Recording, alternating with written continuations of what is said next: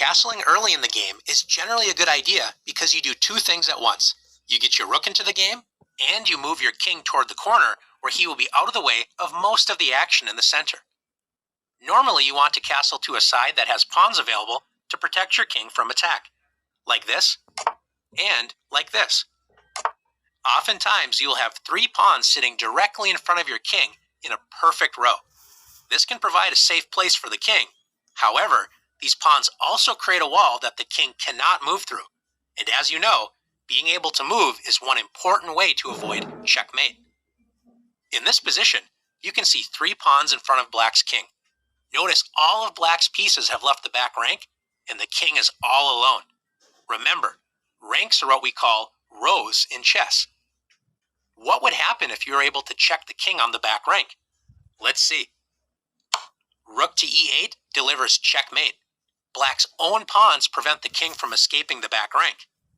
Let's look at this position again, but this time with a slight difference in the position. Do you notice the difference in this position?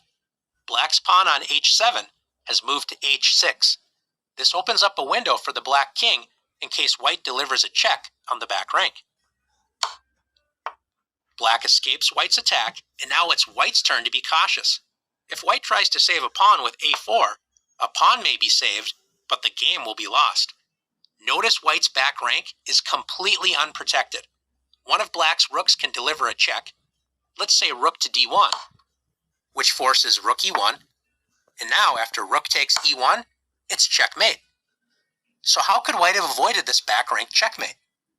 Remember, the best way to avoid a back rank checkmate is to push a pawn in front of the king as a window for escape from the back rank. In this position, white could play h3, opening the h2 square for escape if black delivers a check on the back rank.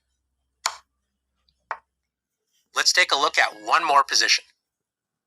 In this position, should white capture the pawn on b6? When you think about moving a piece, always ask, what is the space left behind?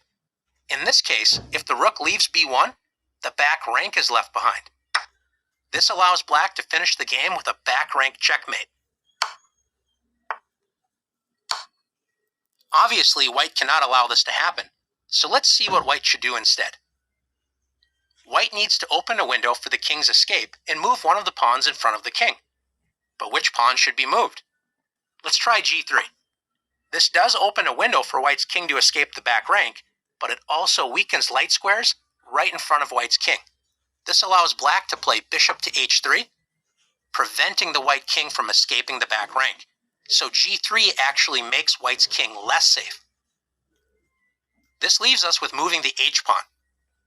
After h3, white's king now has an escape square on h2, so back rank checkmate is no longer an issue.